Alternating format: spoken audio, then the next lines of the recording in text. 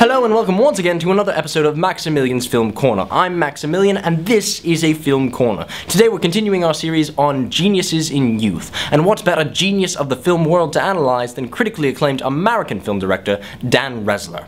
Now, we actually have here in the studio today the previously unreleased first film of Dan Rezler made at age 12. This is really impressive stuff. Even before Bad Boys 3D, Dan Rezler was an avant-garde member of the film community. Without further ado, I give you Dan Rezler's Clayzilla. Nothing clears my brain like picking my nose. I love picking my nose. Where'd you come from? Ah, what are you doing? Stop. Ow! You just hit me over. Get out of my way. Can't you see I'm running? Don't you hear it? It's Clayzilla. Run, run, run! Oh no, he's coming after me. Don't let him come. Oh, no, no, no, I tripped. Please don't hurt me. I don't want to hurt you. I want to give you this flower. Okay. Bye. Bye. Fuck it all. Where are you? On the ceiling. Are you gonna get up? No. Yeah, I am actually. Look at the floor. It's so shiny. It's a very shiny floor. Let's stare at it.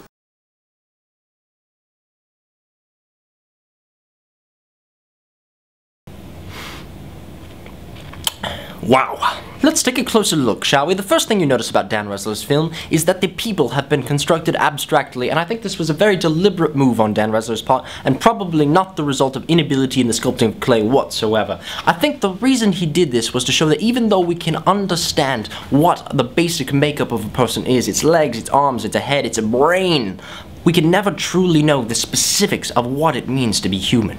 And I think Dan Rezler understood this. Now, as I'm sure you caught, the main point of the film was to show how people interact with one another in situations of crisis. Specifically, in this instance, evacuation. Evacuation away from a raging dinosaur. We saw the brown man so eagerly willing to push over the yellow man to increase his odds of escape.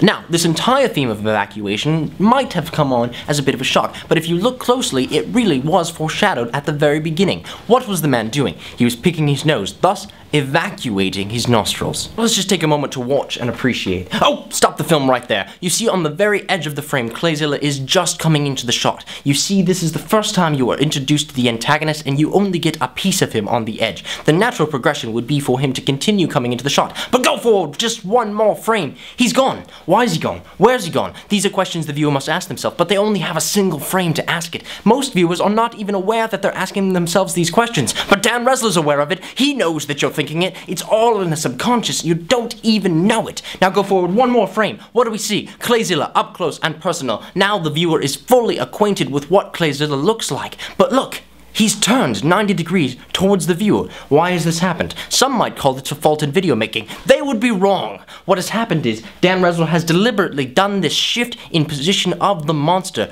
not as an error, but in an effort to confuse the position of the monster to the viewer in order to make them feel at ease. In fact, this intentional feeling of disease permeates the entire piece as a whole. If you look at it, notice that every frame shifts in camera position. Why is this? Not for lack of tripod, I assure you. Dan Rezler had a tripod. He probably had 10. That's how good he was. But he didn't use them on purpose. Why? To make you feel at disease. Now we see the antagonist in his full gory detail, chasing the protagonist of the story all the way to this portion of the frame. And what happens? Does the monster attack and kill our protagonist? No, he doesn't. What does he do? He presents a flower. Why? Because people are not always as they initially seem. Something that Dan Rezler would dwell on in his later works, coming to fruition right here in front of our eyes. And what's he give him? A flower. What's the flower represent? Communism! How is it not so obvious? The flower represents communism. Why? Did he pay for it? No, he did not pay for it. The dinosaur just gave it to him. It's obviously communism. Look at the newspaper! Look at it! What's the date on the newspaper? 1913. What's 1913 have to do with communism? Why should I have to tell you? It's obvious! And see what's happening here? It goes from frame by frame animation to suddenly actual video footage. That clay character is actually falling and then seamlessly back to frame by frame animation again. This is revolutionary stuff in the field. How does it happen? And look, what did that clay character just say? You know what he said? He said he fell from the ceiling. What's the ceiling represent, you might ask? It represents heaven. Why did he fall? Communism! And what are they doing now? They're looking at the floor. What does the floor represent? It represents human interest taking precedent over heavenly interest. Why? Humanism. It's real. It's now. It's Dan Rezler and it's brilliant. This has been another episode of Maximilian's Film Corner.